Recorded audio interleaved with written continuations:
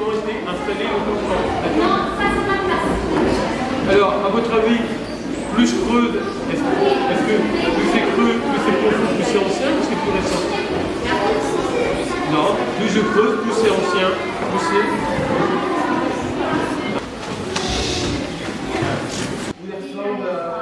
Il ressemble plus à nous. L'homme de Cro-Magnon, il est exactement comme nous. Alors, si vous voulez, Rocheux, il porte le nom de l'ancien propriétaire. L'ancien propriétaire, il s'appelait Monsieur Magnon. C'est pour ça qu'on l'appelle l'homme de Cro-Magnon. Alors, toi par exemple, ton nom de famille c'est quoi? Hein? Négéry. Bah, si on l'avait trouvé sur le terrain. Nedjari. Non, Nedjari. Non, j'ai pas pris un peu. Nedjari. S'il avait trouvé sur le terrain d'un monsieur qui s'appelait Nedjari pour la première fois, et aujourd'hui, au lieu de l'appeler le Cro-Magnon, il apparaît le Cro-Nedjari. Alors cet homme de Cro-Magnon, il arrive à une période glaciaire. Une période glaciaire, ça veut dire qu'on a des températures de moins 15 à moins 20 degrés toute l'année. À part en été, on a 5-6 degrés. Il fait tellement froid qu'entre la France et l'Angleterre, la mer a disparu. On a de grands plateaux herbeux sur lesquels on rencontre des troupeaux de rennes et des troupeaux de mammouths. D'accord? Et on avait des glaciers qui descendaient du pôle Nord jusqu'en Belgique. Et il va falloir qu'ils chassent des gros animaux comme le mammouth, le rhinocéros laineux, comme le renne. Et le problème, c'est qu'à l'époque, les arbres ne sont pas plus gros que ça. C'est des gros arbustes. Et s'il se cache derrière ces arbres-là, les animaux le voient. Donc, et s'il prend les pieux qu'on a vu tout à l'heure, s'il le lance sur l'animal, eh ben, il n'arrive pas à les toucher, c'est trop loin. Parce que les animaux, dès qu'ils le voient, ils se sauvent.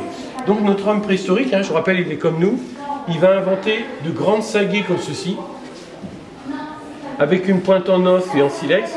Le problème, c'est que la pointe en os et en silex, si je la lance comme ça ne va pas aller très loin. Mais notre homme, il est très intelligent. Il va inventer un outil qu'on appelle le propulseur. Ce propulseur, il va mettre un crochet dessus, il va mettre là comme ceci, et il va lancer de cette manière. Ça va partir à une vitesse moyenne entre 150 à 180 km/h. Et on a fait des essais sur des carcasses de vaches. À 30 mètres, vous traversez une vache et ça dépasse de 40 cm.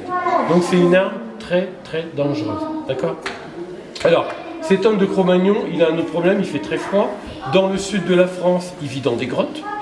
Mais nous, malheureusement, dans le nord de la France, on n'a pas de grottes. Et il faut quand même qu'il s'abrite. Parfois, on tombe à des tempêtes à moins 50 degrés. Donc, qu'est-ce qu'il va faire? Il va fabriquer des tentes comme ceci, attachées avec des petits morceaux de bois. On en a vu une grande tout à l'heure.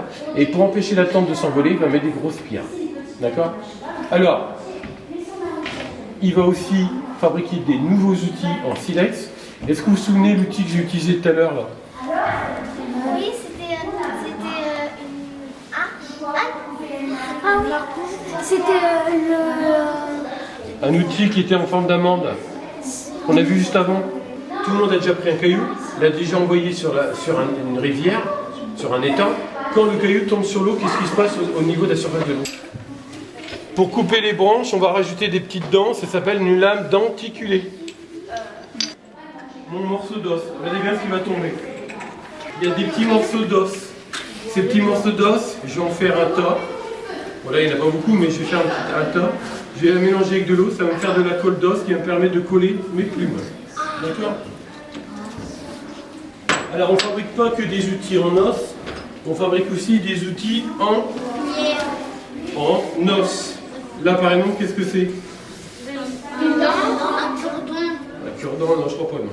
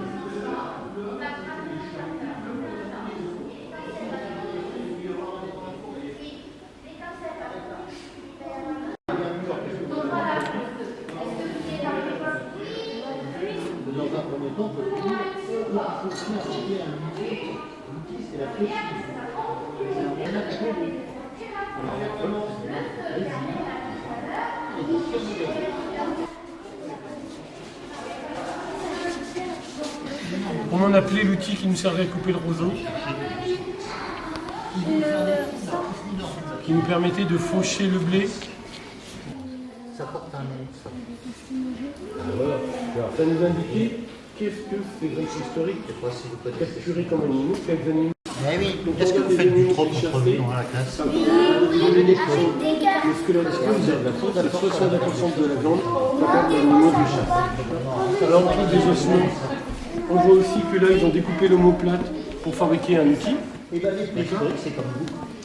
On va retrouver aussi des blocs de silex. Ah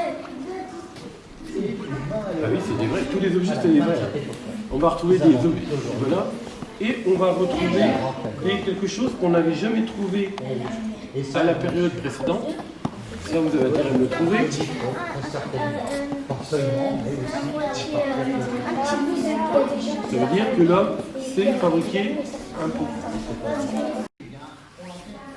Que l'on trouve, la technique, comment on appelle ces poteries-là? Au néolithique. On a vu, Patrick vous a posé la question, et vous avez du mal à trouver. Comment appelle-t-on ce genre de poterie?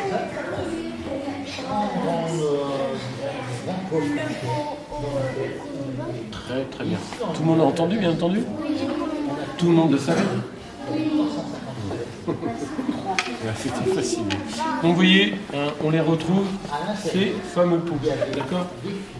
À l'intérieur, et je vous rappelle que toujours des poteries. Alors, petite question, est-ce que ça, que j'ai ici, là, est-ce que je vais les retrouver dans le fossé?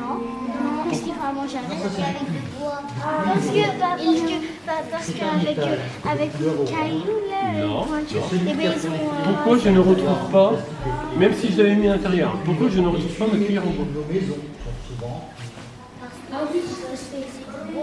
Et alors? Alors, on a trouvé du petit donc ça permet aux archéologues. Non. Non. Bah, c'est plus que ça se casse. Ça, parce qu'elle était à l'intérieur. Ça non.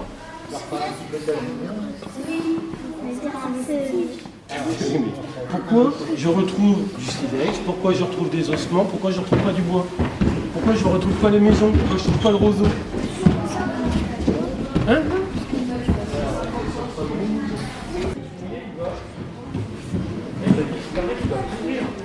Donc imaginez un morceau de bois qui va passer des milliers d'années dans la terre, il va complètement disparaître. Il va ne subsister que des objets qui résistent autant, comme les ossements. Vous en avez des grands. Donc imaginez le nombre de colombins qu'il a fallu pour fabriquer. Et autre chose aussi à l'époque, on fabrique des paniers en usine. Alors nous, on va aller s'asseoir sur les marches qui sont derrière.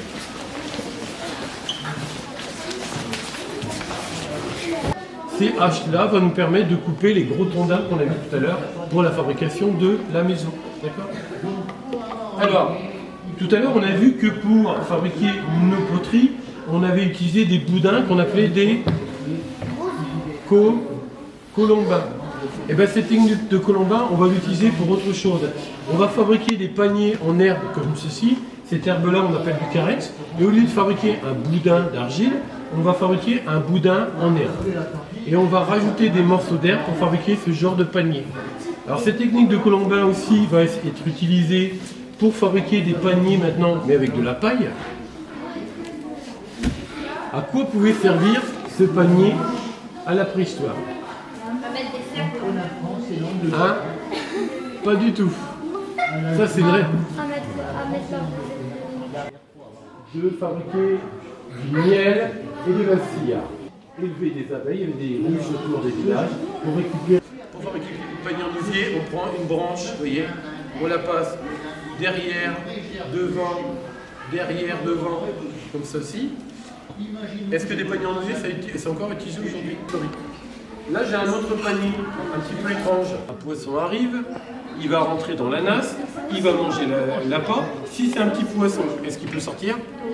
Oui. Si c'est un gros poisson, est-ce qu'il peut sortir? Non. Les poissons, il n'y a pas de marche arrière dessus, ils ne savent pas faire demi-tour. Bah oui, ça a été fabriqué sans marche arrière. Donc le poisson, il va se retrouver coincé dedans.